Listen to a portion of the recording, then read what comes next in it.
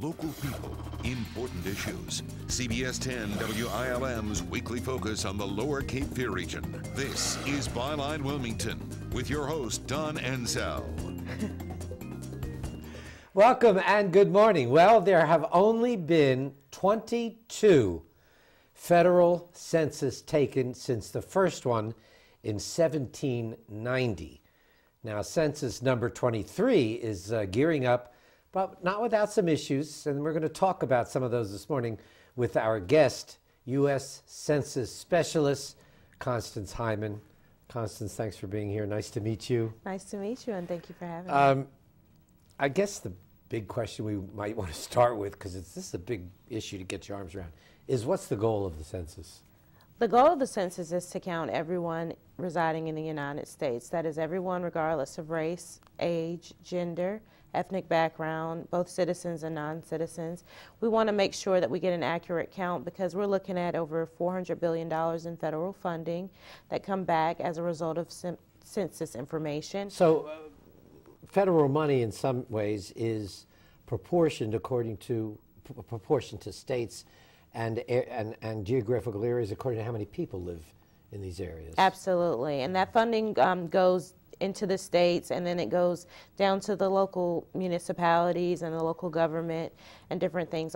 Also, with the census, it helps us determine the number of seats in the U.S. House of Representatives. And that's a pretty big deal. It's like one of the underpinnings of government is who gets represented and how many people, and that's according to that's taken from the census. Absolutely. That's actually the number one reason that we conduct a census, is to determine the number of seats in the U.S. House of Representatives. And how those seats are apportioned. Exactly. How many states get what. Exactly. But there's other things, and I sort of did a little research on what how the census has progressed over the 22 times it's been taken, now the 23rd. And it's grown in what they want to know. What are some of the other things the government wants to know about us? Well, we're just basically, with the 2010 census, we just want to know, it's kind of a portrait of America is what we call it. We want to know who's in America and how we can use that information to help build America as America grows. Yeah, and maybe we'll get down to some more specifics in that down the line a little bit. Let's talk about how the census is conducted. I was talking to our staff here, and I said, has anyone ever talked to you? I don't think I've ever been contacted by a person in taking a census. Is it all one-on-one? And I get that actually a lot. As I'm out in the community, I come across a lot of people who say, I've never, ever gotten a census questionnaire. That's definitely going to change with the 2010 census. In the past, the census went to a sampling of households. So it went to 1 to every 6, 1 to every 8 households. And they represented a certain number of people? Exactly. And they were the long questionnaires, which asked more of the socioeconomic background of the community and asked in-depth questions. It was basically the long questionnaire. And it was a mailer? It was a mailer, absolutely. It was mailed, and they would have enumerators. Now, the very first census was not a mail. It was it was door-to-door, right? It was door-to-door, absolutely. But as the time progressed, and we know every 10 years the census is conducted, things change, and we figure out better ways to get an accurate count. So what's going to happen in 2010 is every single household will be receiving a questionnaire. In one way or another? In one way or another, in other words, exactly. Maybe mail. It may be mail.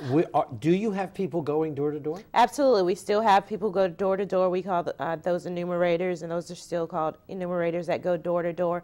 What will happen is basically in April of 2009, we had what was called our address canvassing, where we had census workers going door to door to update and verify addresses to make sure that we had all physical addresses in our database. What will happen is in February, late February, early March of 2010, the questionnaires will be mailed out to all of those addresses.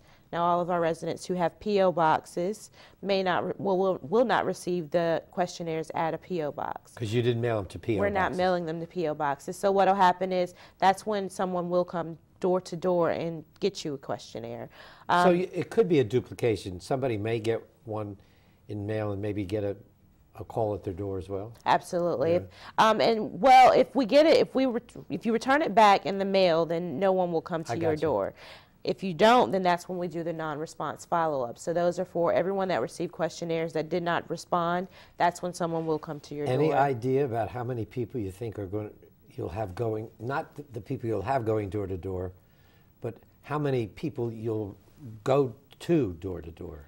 Well, we don't have any idea, and that's what we're trying to do now, is educate the community about the importance of the census so that we don't have to go to as many doors as we would if we want people to go ahead and complete their questionnaires and mail them back. Rather than hounding them. Exactly. You don't call it hounding them, I understand. No, but we want to get the information, and we want to get the accurate information. And it's important. And it's extremely important.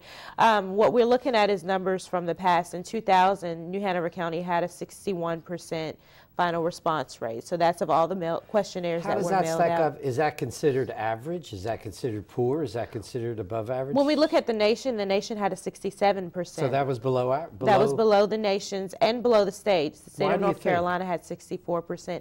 There are a number of reasons. We're not really sure, but we're trying in this census to at least increase that by 2%. We know when we look at different things such as the beach community, not all of their residents are year-round residents. So when you're, and that comes into play when you're looking at those numbers, because even if they don't live there year-round, if you're looking at a 33% final response rate, that may be 100% of the residents. When you say you had a 61, does that include every man, woman, and child? That includes every man, woman, and child that returned their questionnaire.